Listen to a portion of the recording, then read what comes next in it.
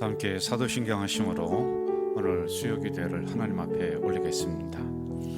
나는 전능하신 아버지 하나님 천지의 창조주를 믿습니다. 나는 그의 유일하신 아들 우리 주 예수 그리스도를 믿습니다. 그는 성령으로 잉태되어 동정녀 마리아에게서 나시고 본디오 빌라도에게 고난을 받아 십자가에 못 박혀 죽으시고 장사된 지 사흘 만에 죽은 자 가운데서 다시 살아나셨으며 하늘에 오르시어 전능하신 아버지 하나님 우편에 앉아 계시다가 거기로부터 살아있는 자와 죽은 자를 심판하러 오십니다. 나는 성령을 믿으며 거룩한 공교회와 성도의 교제와 죄를 용서받는 것과 몸의 부활과 영생을 믿습니다. 아멘. 다 함께 찬송가 357장을 하시겠습니다.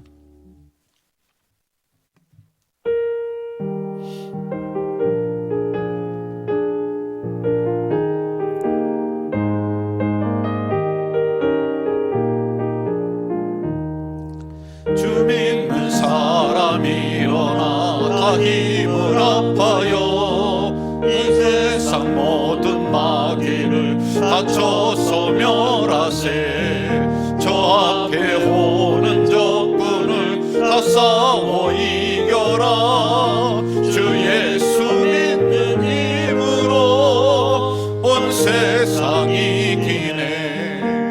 믿음이 이기네. 믿음이 이기네. 주 예수를 믿음이 온 세상이 이기네. 온 인류 마귀 괴휼로 문제에 빠지니 진리로 뒤를 띠고서 의로 들이세. 참 믿고 의지하면서 겁없이 나갈 때 주 예수 믿는 힘으로 온 세상이 이기네. 믿음이 이기네. 믿음이 이기네. 주 예수를 믿음이 온 세상이 이기네. 끝까지 이긴 자에게 흰 옷을 입히고 또 영생 복을 주시니 참 기쁜 일일세.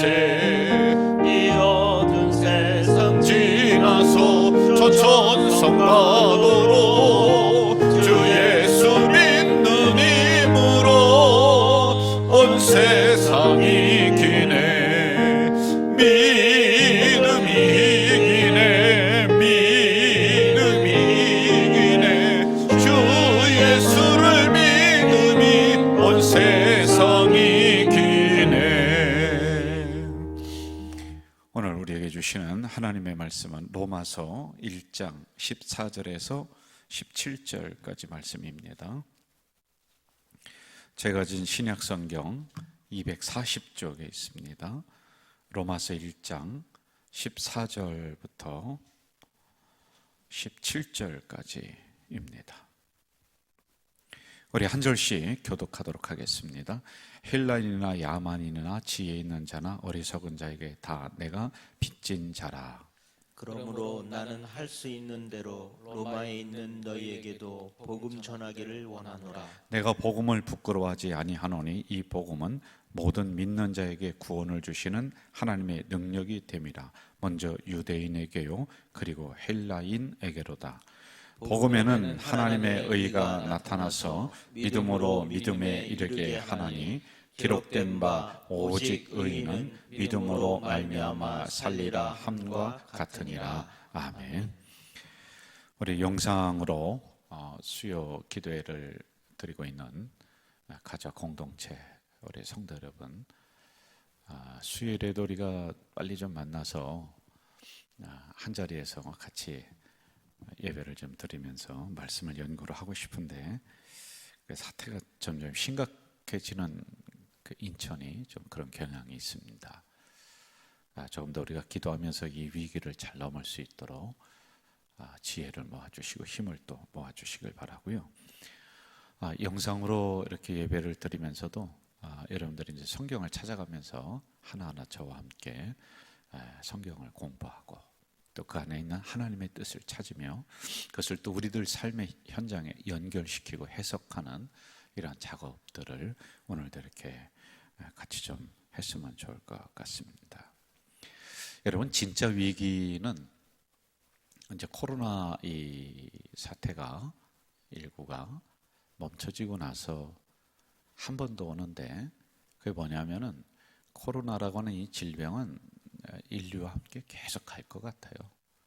근데 여기에 대한 백신이 개발되고 뭐 그러면 이제 좀 잠잠해지고 또 다른 게 또 나오고 뭐 그렇게 할 수 있을 것 같은데, 진짜 위기가 뭐냐면은 경제적 여파가 이제 우리에게 닥칠 겁니다. 지금 닥치고 있어요. 근데 지금 아무것도 아니라는 거예요.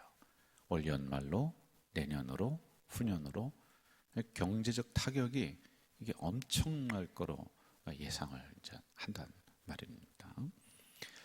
제가 몇 년 전부터 연초에 우리 성도님들 기업을 이제 다니면서 신방을 하는 기업 신방을 했더랬습니다. 올해도 뭐 성지순례라든지 이런 것 때문에 분주해서 또 이번 사태 때문에 실시를 하지 못했습니다만은 계속 했었던 그 목회 일정 중에 하나였습니다. 성도들의 기업에 가서 말씀을 같이 나누고 그리고 기도해주고 그리고 이제 돌아옵니다. 근데 이러한 현장을 다니면서 우리 부교육자들과 굉장히 많이 배워요. 저도 배우고요. 왜냐하면 성도의 현장을 알아야지 목회가 되는 거거든요. 근데 성도의 현장을 모르고 교회 안에서만 있다. 우리는 24시간 목사는 믿는 사람과 관계하며 살아간단 말이죠. 근데 믿지 않는 삶의 현장에 한번 우리도 부닥겨 봐야지만이 되는 거예요. 그래서 그 현장에 가서 제가 돌아오면서 우리 부목사님들에게 이게 성도의 삶의 투철한 현장이다. 가봐야 된다. 만나봐야 된다. 이런 얘기를 제가 늘 하고 있습니다. 그 안에는 성도의 삶의 애환이 다 담겨져 있는 거란 말이죠. 정말 그 작은 돈을 벌기 위해서 애쓰고 땀 흘리는, 그러면서도 땀 흘린 만큼의 보답이 좀 오면 좋은데 요즘은 그렇지 못한 현실들, 이걸 해마다 제가 경험을 하면서 안타까워하는 것 중에 하나입니다. 제가 이제 신방을 할 때는 두 가지 조건을 이야기합니다. 하나는 감사헌금을 준비하지 마세요. 그리고 또 하나는 식사를 안 하겠습니다. 이제 두 가지를 미리 말씀을 드리고 기업 신방을 합니다. 그거보다는 말씀을 잘 받았으면 좋겠고, 그리고 함께 기도하면서 이 위기를 넘는 힘을 좀 얻었으면 좋겠다라고 하는 그런 생각에서 헌금은 뭐 주일에 본인의 믿음에 따라서 드리면 되는 것이고요. 뭐 식사 준비 무엇을 할까, 그런 것 때문에 신경 쓰게 하고 싶지 않더라고요. 그러지 않아도 기업이 어렵고 힘들고 하는데 그런 것을 하지 마십시오. 그리고 이제 제가 가서 기도해주고 말씀을 우리가 함께 봅니다. 제가 주로 봤던 말씀이 뭐였느냐면은 빌립보서 4장 6절에 보면은 아무것도 염려하지 말고 다만 모든 일에 기도와 간구로 너희 구할 것을 감사함으로 하나님께 아뢰라. 이 말씀을 제가 많이 봤어요. 또 하나 뭐냐면 신명기 11장 12절에 보면은 내 하나님 여호와께서 돌봐주시는 땅이라. 연초부터 연말까지 내 하나님 여호와의 눈이 항상 그 위에 있다. 이제 기업을 생각하면서 1년 내내 하나님의 눈이 여러분의 기업 위에 있다. 이 말씀을 드리고 그리고 뜨겁게 기도하고 그리고 이렇게 오고 했습니다. 이렇게 신방을 하면서 말씀을 제가 읽어드리고 또 간략하게 여기에 대해서 해석을 해드리고 했을 때 거기에 계신 우리의 사장 집사님들, 기업을 운영하시는 분들이 굉장히 힘을 얻는 것을 제가 경험을 했지요. 여러분들이 이게 사실은 말씀의 힘이에요. 복음의 힘이거든요. 이게 진짜 우리들 안에 있어야지 이 위기를 넘을 수가 있고 어려움을 극복해 나갈 수가 있는 거예요. 삶의 비즈니스를 우리가 서로 나눌 수는 없지만은 우리에게 가장 영적인 힘을 주는 이 말씀을 우리 성도들에게 다시 한번 상기시켜주고, 그리고 여러분들 가슴에 이 말씀이 있는가 없는가를 점검하고, 그리고 잠자고 있는가 깨어 있는가, 이런 부분들을 저는 이 설교를 통해서 체크를 해줄 수가 있는 거란 말입니다. 자, 오늘도 이제 이 복음에 대해서 우리가 좀 깊이 알고, 이게 과연 우리들에게 어떠한 영향력을 끼치고 있는가, 그리고 우리는 이 복음을 진정으로 자랑하고 있는가 부끄러워하는가, 이런 부분을 가지고 우리가 함께 이 말씀 속으로 들어가 보겠습니다. 로마서는 16장으로 되어 있죠. 근데 16장을 두 구절로 요약을 하라고 한다면 오늘 읽은 16절과 17절입니다. 한번 같이 좀 볼까요? 16절, 17절. 내가 복음을 부끄러워하지 아니하노니 이 복음은 모든 믿는 자에게 뭐를 줘요?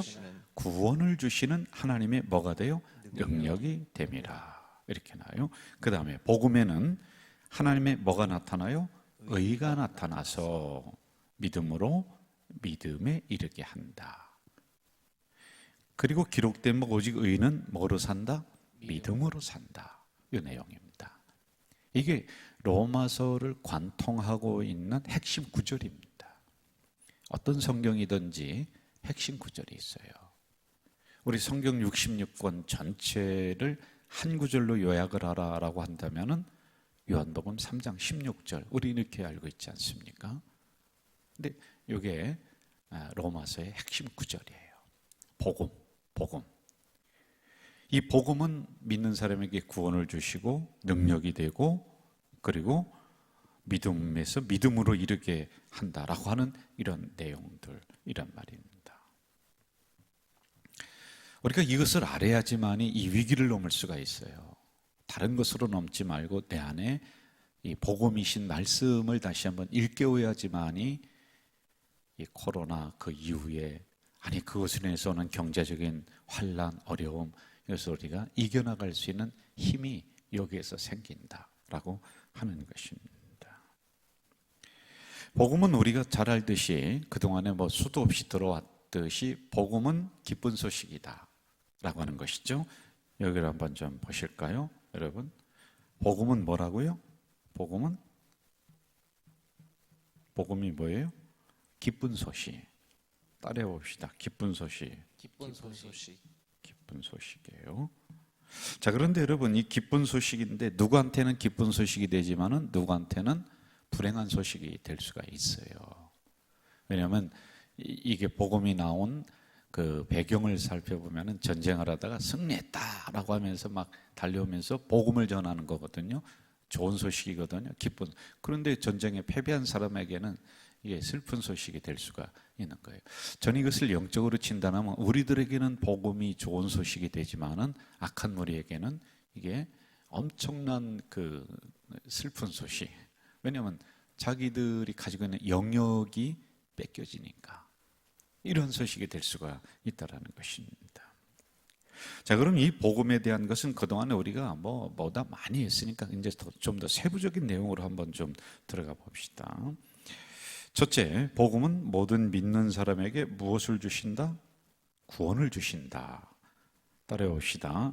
믿는 모든 사람에게 구원을 주신다. 자, 16절 보면은 이 복음은 모든 믿는 자에게 구원을 주시는, 이렇게 나오고 있습니다. 자, 먼저 여기서 우리가 정리를 좀 하면서 하나하나 정리하면서 가야지만 돼. 먼저 믿음. 모든 믿는 자에게. 그러면 믿음이 뭐냐라는 거예요. 이 믿음이라고 하는 것 자체를 정의 내리기가 굉장히 어렵습니다. 일반적인 믿음, 우리 기독교에서 말하는 믿음, 큰 믿음, 작은 믿음, 별게 다 있습니다. 가짜 믿음, 진짜 믿음, 이게 다 있습니다. 이제 이러이러한 것들을 좀 갖춰야지만이 그걸 믿음이다라고 이야기를 하는 경우가 있는데, 그러면은 방언하고 예배 잘 드리고 뭐 그러면은 외적으로 보면은 믿음의 요소들을 다 갖춘 것 같은데, 근데 실제적으로는 아닐 수가 있다라고 하는. 그래서 믿음을 진짜로 평가하고 볼 수 있는 분은 우리 사람이 아닌 것 같아요. 목사가 아닌 것 같아요. 옆에 있는 분들이 아닌 것 같아요. 진짜 믿음이 좋은 사람이다라고 우리가 봤지만은 그 중심을 우리가 볼 수 없기 때문에 이것은 보여지는 것으로 평가하는 것이 나는 믿음이 아니다라고 이런 생각을 제가 하거든요. 분량이 뭐 이렇다 저렇다. 아니 믿음이 어떤 사람은 크고 어떤 사람은 작다. 무엇을 하니까 그렇게 그걸 가지고 평가를 할 수가 있을까요? 아, 예배 잘 드린다. 근데 예배 잘 드리는데도 마당만 밟고 가는 사람들이 있을 것 같은데, 아, 헌금 잘한다. 헌금 못하는 사람은 다 믿음의 분량이 작은가요? 이제 이런 것들이 우리가 신앙생활하면서 참 이렇게 재단하는 게 굉장히 어렵다라고 하는 거예요.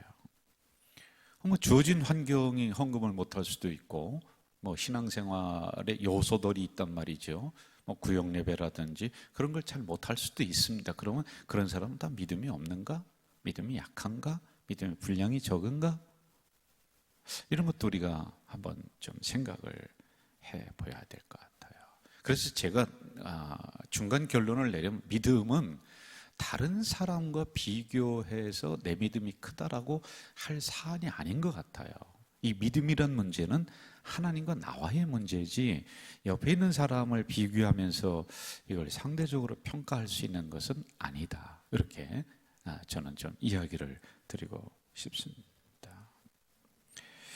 자, 이 복음은 모든 믿는 자에게 구원을 주신다. 이렇게 했습니다. 자, 그러면은 한번 저를 보세요. 먼저 복음이 나옵니다. 복음. 그다음에 믿는 자. 아까 제가 믿음을 간략하게 정의를 좀 설명을 했어요. 그리고 구원을 주신다. 이렇게 나왔습니다. 자, 여러분, 구원을 주는 것이 내가 주는 것이 먼저냐, 믿는 것이 먼저냐, 복음이 먼저냐, 이걸 이제 좀 우리가 구분을 해야 될 것 같아요. 당연히 복음이 먼저입니다. 복음. 그리고 이 복음 안에는 뭐가 담겨져 있냐면은 구원이 담겨져 있는 거예요. 복음 안에 구원이 담겨져 있습니다. 이 복음과 구원이라고 하는 그 사이에 믿음이라고 하는 게 들어가 있는 거예요. 그러니까 다시 말하면은 이 복음은 내가 믿든지 안 믿든지 그 안에는 복음의 핵심인 구원이 있습니다. 구원. 내가 믿어야지 구원이 비로소 일어나고, 이 복음 안에 내가 안 믿으면 이 복음 안에 구원이 빠지고 그런 게 아니란 말입니다. 그런데 그 사이에 있지만은 내가 이것을 믿느냐 안 믿느냐에 따라서 이 복음의 구원의 핵심인 그 능력이, 그 영향력이 나에게 올 수도 있고 안 올 수도 있다는 거예요, 여러분. 자, 이 본질은 변함이 없습니다. 본질은 변함이 없어요. 이건 내가 어떠한 상황에 있느냐에 따라서 이 본질이 변하는 것은 아니에요. 그러나 이것을 핵심을 내가 받아들이느냐, 믿느냐, 안 믿느냐에 따라서 그 영향력이 나에게 임할 수가 있는 거예요.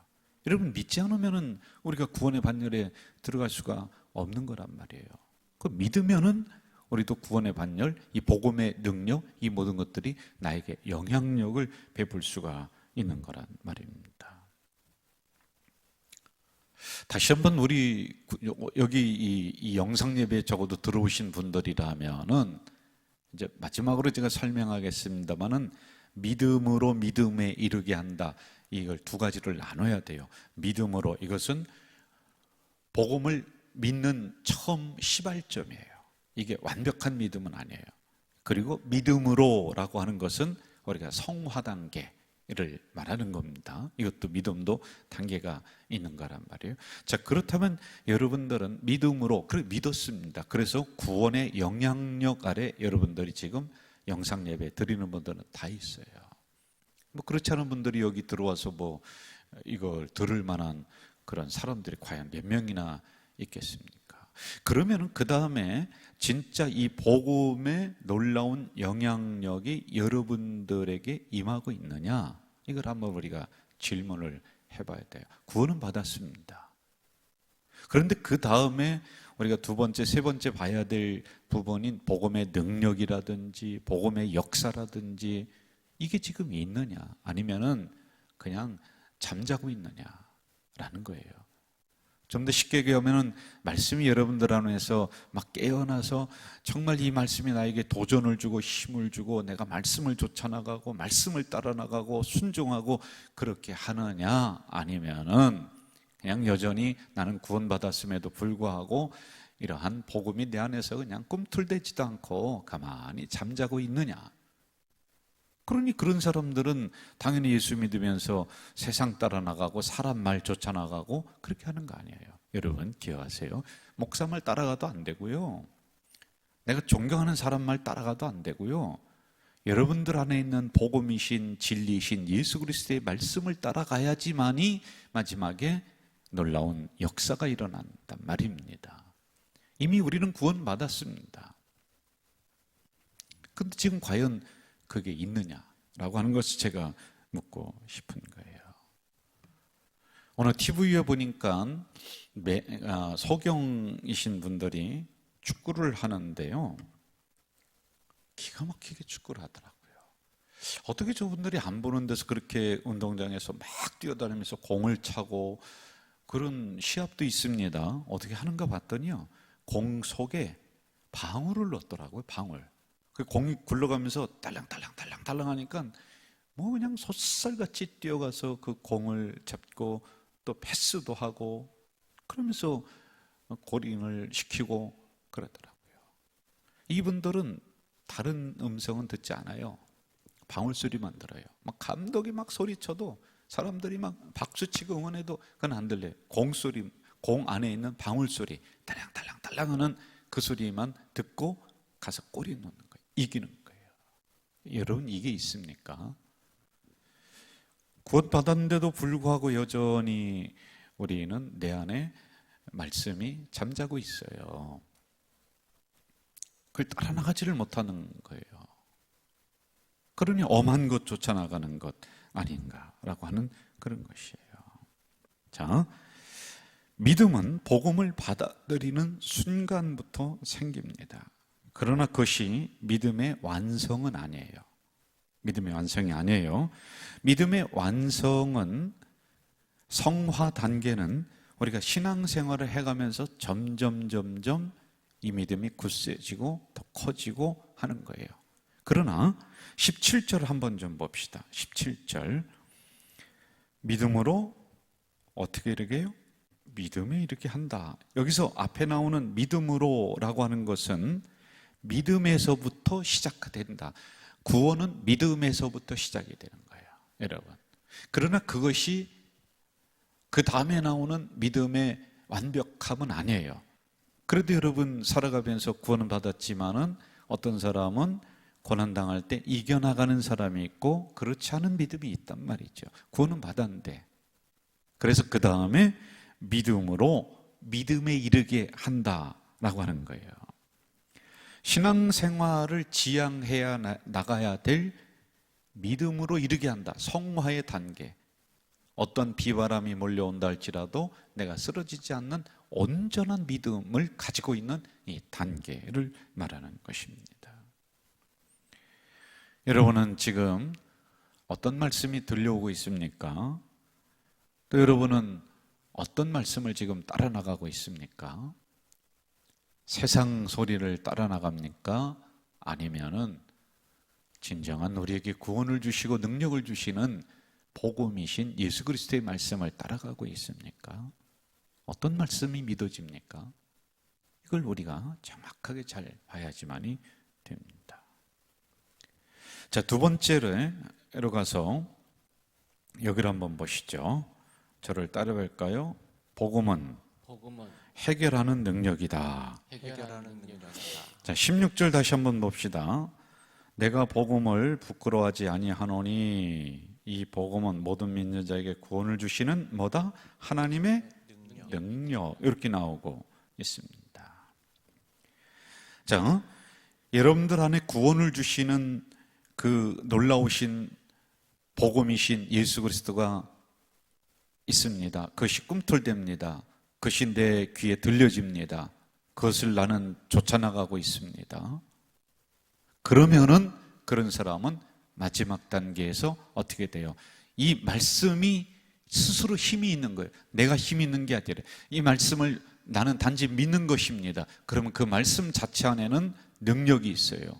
이 말씀 속에는 악한 것을 몰아내는 권능이 있습니다. 문제를 해결하는 파워가 이 안에 있는 거예요. 여러분, 교회가 처음 탄생했던 사도행전 2장에 보면은 다 같이 한 곳에 모여 기도하더니, 그러면서 나중에 뭐라고 하냐면 너희가 권능을 받고 이렇게 나옵니다. 권능. 이 권능은 능력이랑 같은 단어인데 헬라어로는 두나미스 이렇게 얘기해요. 두나미스. 여기에서 파생된 단어가 다이너마이트. 뭐 이거는 몇 번을 말씀드려서 알고 있을 겁니다. 군대를 갔다 오신 분들은 아실 수 있습니다만은 폭탄이 얼마나 화약이 그 안에 농축되어 있느냐에 따라서 이 폭탄의 위력이 발생을 하는 거예요. 이 안에 작은 화약을 농축시켜 놨다. 그러면 이제 한 반경 20m 정도만 살생을 할 수 있는 가벼운 수류탄이 됩니다. 그런데 고농도의 폭약을 이 안에 농축시켜 놓고 농축시켜 놨다. 그럼 그게 한 번 터지면 수십만 명이 죽을 수 있는 그러한 핵이 돼 버리는 거예요, 여러분. 이게 바로 능력이라는 거예요. 고농도로 축약시켜 놓은 폭탄, 이게 두나미스라고 하는 거예요. 두나미스. 그냥 어디 가서 폭죽놀이 하면서 뭔가 하나 땅 터지는 그런 차원이 아니라는 것이죠. 정말 그 복음, 나에게 구원을 주셨습니다. 이 복음이 내 안에, 이 말씀이 내 안에 있어요. 내가 그것을 믿습니다. 그 말씀이 나에게 들려옵니다. 이 말씀이 나에게 지금 꿈틀거리고 있습니다. 그러면 그 사람에게는 폭죽놀이에 터지는 폭약이 아니라 고농도로 밀축된 이 복음의 능력이 삶의 현장에서 나타난다는 거예요. 그 영향력 아래 우리가 있다는 거예요. 말씀의 영향력 아래. 그 말씀은 어느 정도냐? 여러분, 수류탄이 아니라는 거예요. 핵이라는 거예요. 핵이에요. 그래서 그 말씀이 들어간 자리에는 문제가 해결되고 귀신이 떠나고 질병이 물러가고 하는 이 역사가 이 복음 자체 안에 그런 능력을 가지고 있다는 것입니다. 우리가 잘 알고 있잖아요. 예수님 오셔서 하셨던 3대 사역 뭡니까? 가르치고 그 다음에 고치시고. 고쳤다는 거예요. 복음은 뭐예요? 예수님이시죠.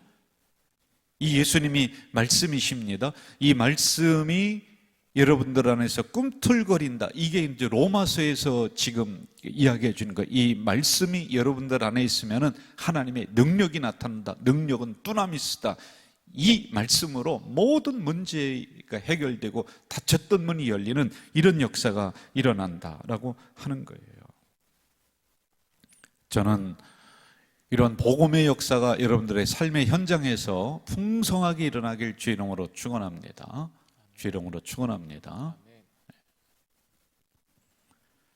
자, 그런데 여기서 우리가 한 가지 좀 생각을 깊게 하고 넘어가야 될 문제가 있습니다.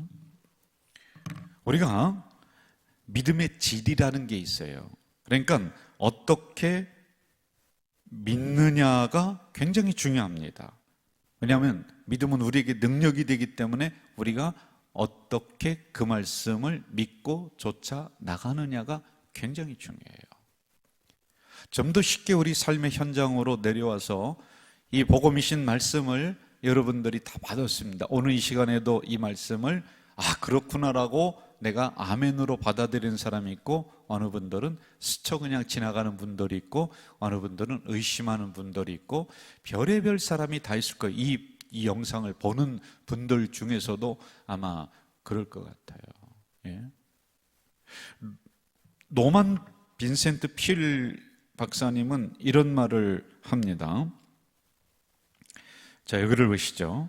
중요한 것은 믿음의 질이다. 무엇을 믿느냐가 아니라 어떻게 믿느냐가 우리가 더욱 중요하다. 왜냐하면 믿음은 우리에게 능력이 되기 때문이다. 여러분은 이 말씀을 그냥 상식적인 선으로 믿고 있습니까?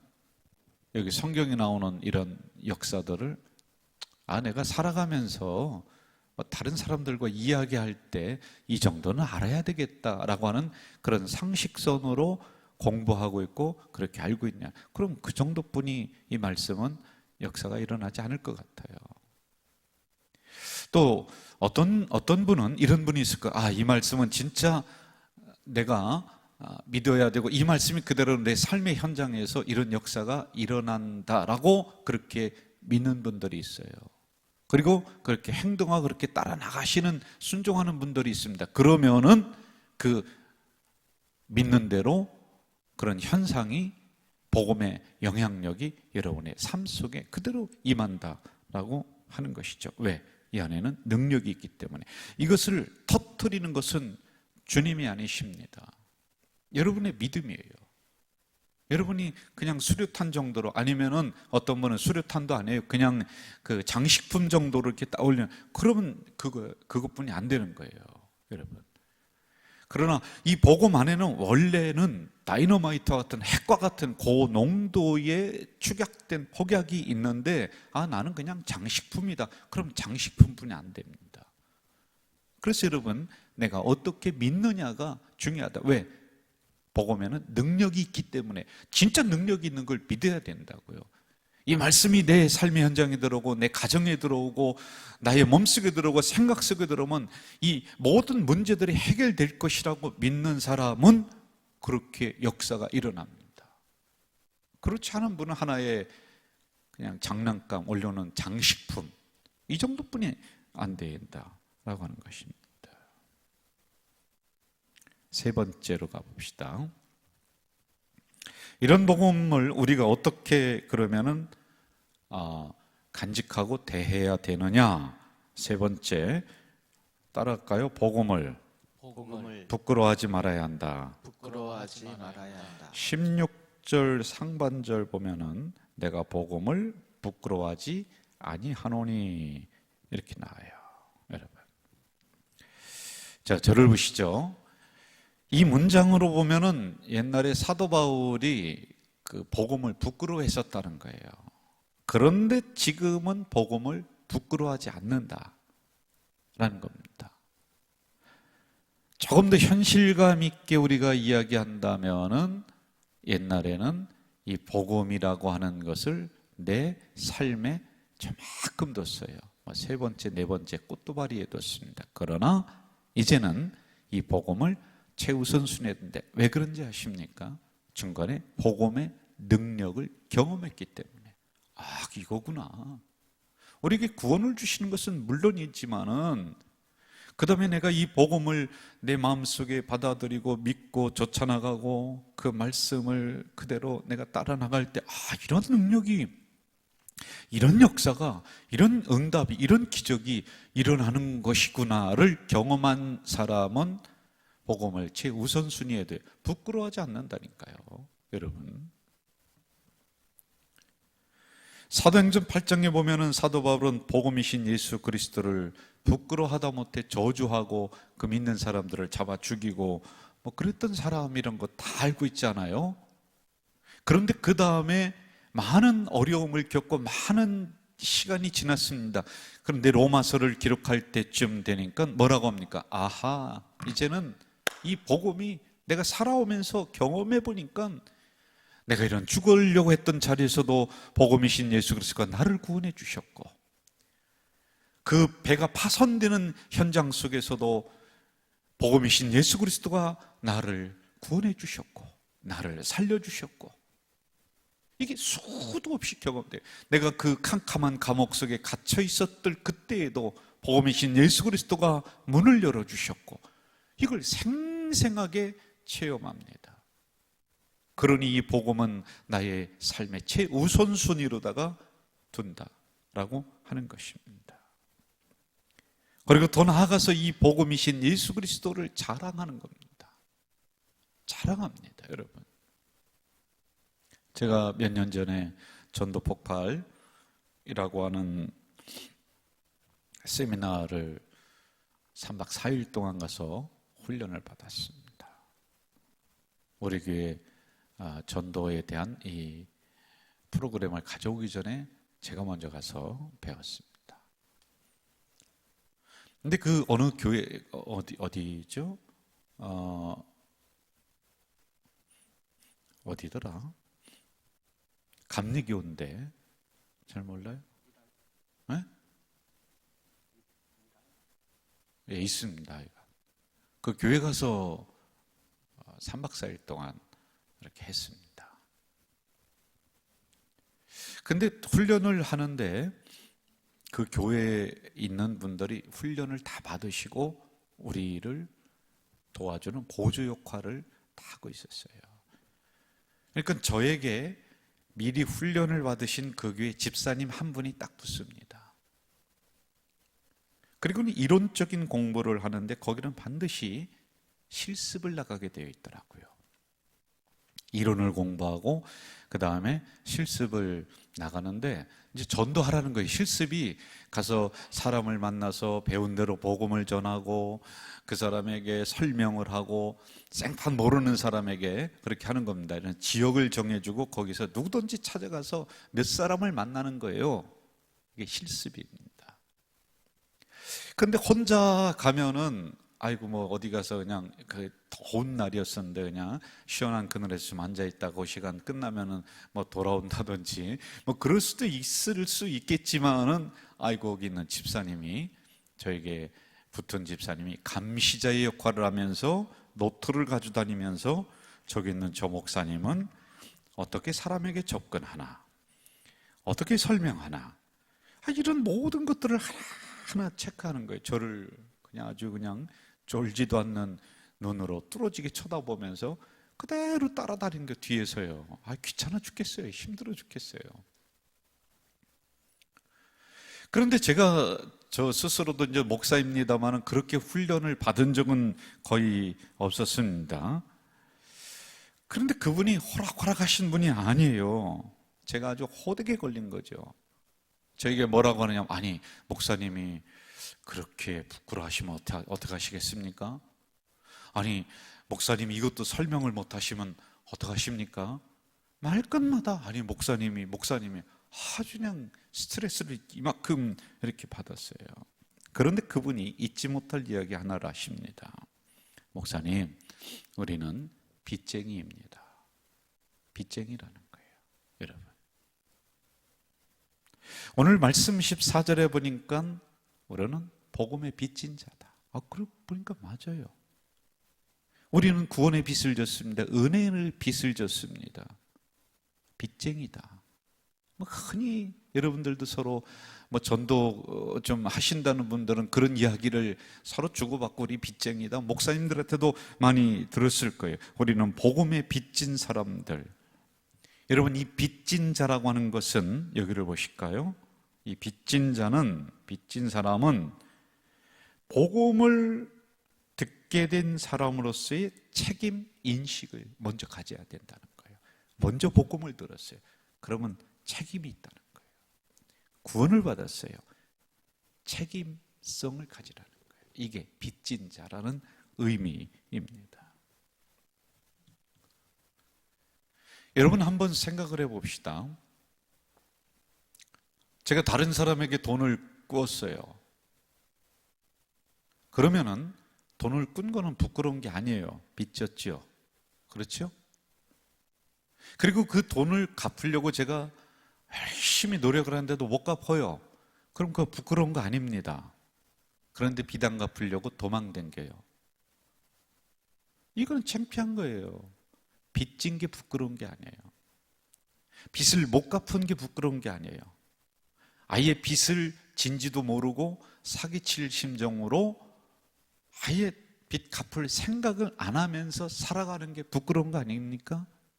빚 못 갚은 거 뭐가 다음에 열심히 내가 지금 조금씩 갚아 나간다. 그건 참 좋은 거란 말이에요. 예? 그게 빚진 게 부끄러운 게 아니라는 거예요. 여러분, 우리 모두는 복음의 빚진 자예요. 은혜의 빚을 지고 지금 살아가고 있단 말입니다. 이것을 갚으려고 하는 행동은 부끄러운 행동이 아니에요. 그러나 빚이 없는 양, 빚을 갚지 않을 마음으로 그렇게 행동한다. 그게 부끄러운 것이란 말입니다. 여러분들은 여러분에게 구원을 주시는 하나님의 말씀, 복음이 이 안에 들어와서 우리는 구원의 반열에 섰습니다. 그리고 이 말씀이 내 안에 들어와서 영향력을 끼쳤어요. 그래서 우리는 하나님의 능력을 입으면서 그 복음이 내 모든 문제들을 해결하면서 여기까지 걸어왔단 말이지요. 그렇다면은 우리는 빚진 사람이에요. 처음에 것도 빚졌어요. 다른 사람들보다 먼저 이 자리에 불러주셨잖아요. 먼저 하나님이 구원의 반열에 세워주셨잖아요. 그것만이 아니라 살아오면서 하나님의 은혜의 빚을, 우리는 복음의 빚을 얼마나 많이 가지고 있습니까? 네? 그거 지금 안 갚으려고 없는 양, 그게 부끄러운 거예요. 그거 자랑하셔야 됩니다. 제가 사람을 자주 만나는, 어쩔 수 없이 사역의 현장에 있다 보면 그렇지 않습니까? 그런데요, 제가 옷 매무사라든지 마음의 준비라든지 그리고 그분에게 주어야 될 무슨 선물이라든지 이런 모든 것들이 준비가 안 되면은 사람 만나기가 좀 꺼려지더라고요. 그냥 대충 추리닝 입고 나가서 만나야 될 그런 자리는 아닌 것 같아서 아예 안 나간다든지, 그리고 사람 만남 자체가 꺼려집니다. 여러분 혹시 살아가는 현장에서 다른 사람을 만나는 것이 꺼려지고 부끄럽으니까 그런 복음의 혜택은 입었지만은 아직 준비 안 된 사람이에요. 준비가 안 됐습니다.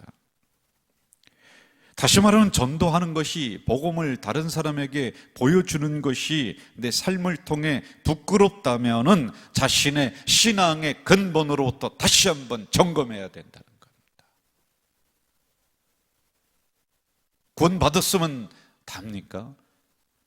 그 믿음은 믿음으로, 첫 번 믿음이에요. 믿음으로, 그 다음에 믿음으로 이르게 하나니 믿음에 이르게 한다. 이게 지금 안 돼 있는 거 아니에요. 그러니 예수 믿는 게 부끄럽고 내놓는 게 부끄럽고 자랑해도 시원찮을 판에 아무 준비가 안 돼 있으니까 부끄러운 거 아닙니까?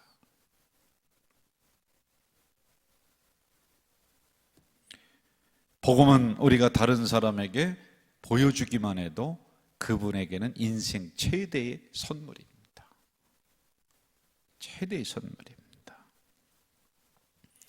왜냐하면 우리가 경험해왔던 그 모든 과정들이 그대로 그 사람에게 들어가서 역사가 일어나기 때문에 그 과정들이 다 그 사람도 똑같이 구원에 이르게 하시고 능력이 나타나서 문제가 해결되고 하는 이 모든 은혜를 그 사람도 받기 때문에 인생 최대의 선물이 된다라고 하는 것입니다. 저에게 간혹 병원을 소개시켜 준다든지 하시는 성도님들이 있습니다. 근데 그분들을 보면은요, 본인이 그 병원에 가서 수술을 받고 아주 깨끗하게 났어요. 그럼 자신 있게 얘기하는 거예요. 그런데 그렇지 못한 분들은 이야기 자체를 못합니다. 여러분들은 과연 이 복음이신 예수 그리스도가 여러분들 속에 들어가서 구원 그 이상, 구원 받는 것은 당연하지만은 이 말씀이 여러분들의 인생 속에 꿈틀거리면서 그 말씀의 지배력, 영향력을 받으며 살아온 경험이 있으십니까? 아니면은 구원받고 나서 하나님의 능력, 이 두나미스를 그냥 장식품으로 이렇게 올려놓고 왔다 갔다 하는 경직된 신앙이십니까? 그렇다면 다른 사람에게 소개할 수도 없습니다.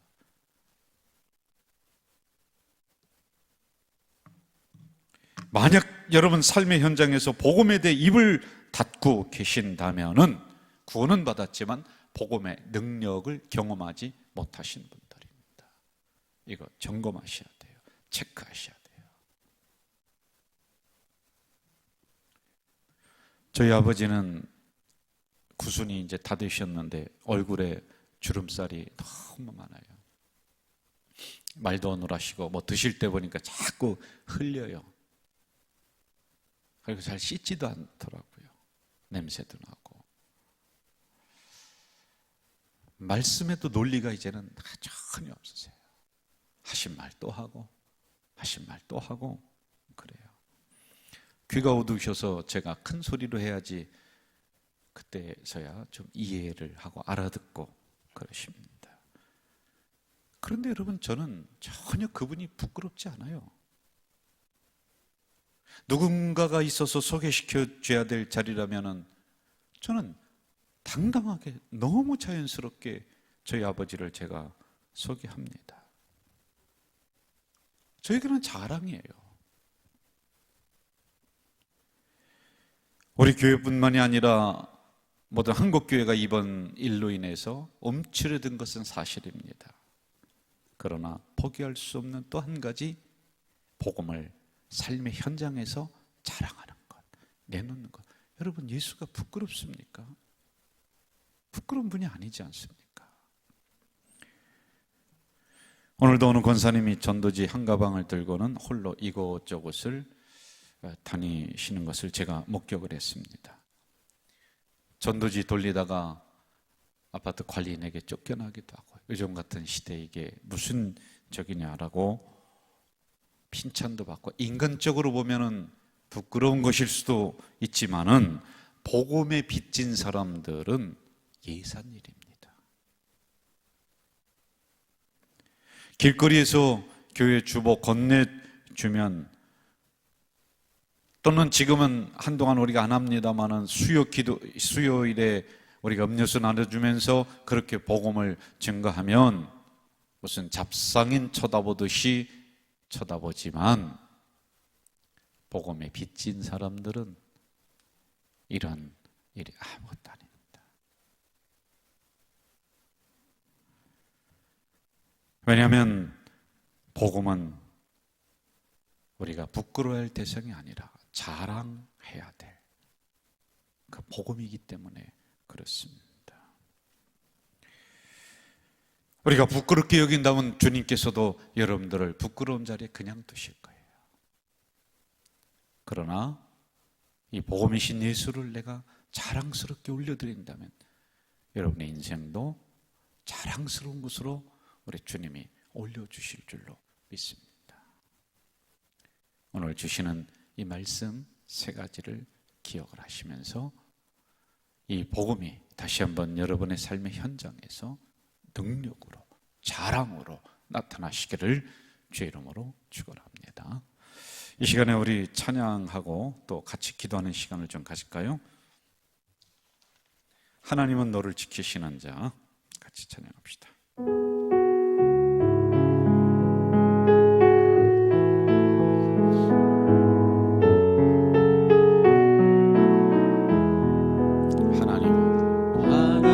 하나님은 너를 지키시는 자, 너의 우편에 그늘 되시니 낮에 해와 밤에 달도 너를 잊지 못하리. 하나님은 너를 지키시는 자, 너의 환난을 면케하시니 그가 너를 지키시니라.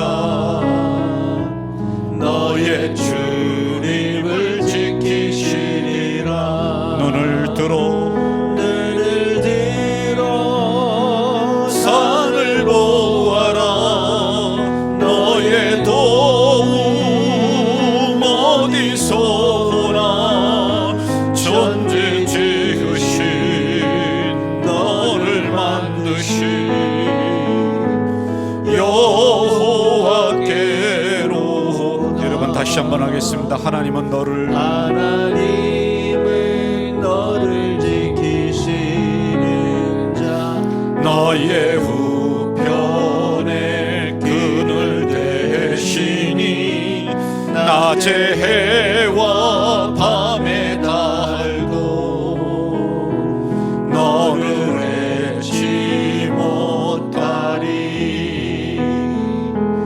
하나님은 너를 지키시는 자 너의 환난을 면케하시니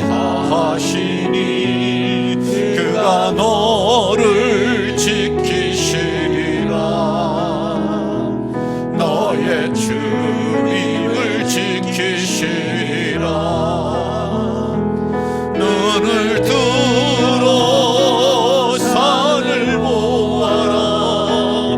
너의 도움 어디서 오나. 천지 지으신 너를 만드신 여호와께로다. 다시 한번 눈을 들어 산을 보아라. 너의 도움 어디서 오나. 천지 지으신 너를 만드신 여호와께로다.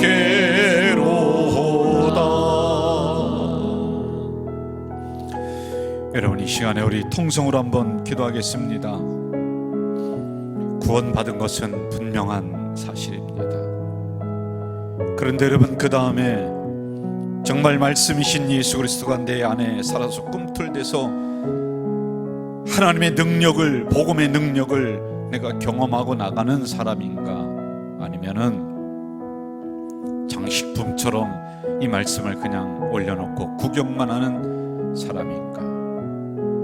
다시 한번 여러분들 안에서 말씀이신 예수 그리스도가 지배함으로 여러분의 삶의 문제가 해결되는 이 역사가 일어나기 위해서 여러분 다시 한번 말씀을 깨워나가십시오. 열정을 가지고 그렇게 한번 하십시오. 그리고 복음을 부끄러워하지 않고 자랑으로 여기는 여러분의 삶의 현장에서 한 장의 전도지가 되는 우리 성도들 되기 위해서 이 시간에 주신 말씀 기억하며 우리 통성으로 기도하겠습니다. 사랑하시는 아버지 하나님, 감사합니다. 영상으로 지금 예배를 드리고 있지만은 우리가 뜨거운 마음으로 이 말씀 속으로 들어왔습니다. 이 복음은 우리에게 구원을 주셨는데 감사합니다. 복음으로 구원받은 우리입니다. 이것을 믿음으로 우리가 구원을 받았습니다. 그 다음에 우리가 잠자고 있는 신앙은 아닌지요? 우리가 잠자고 있는 신앙은 아닌지요? 복음이신 예수 그리스도가 내 안에 그냥 잠자고 계신 것은 아닌지요?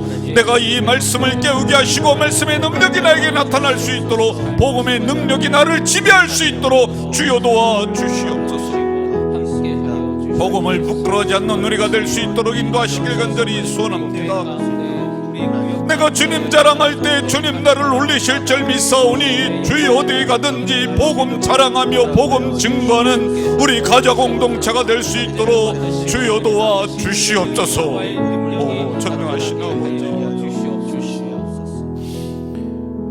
이 코로나19 사태로 인해서 우리가 영상으로 예배를 드린 지 2달이 훌쩍 넘었습니다.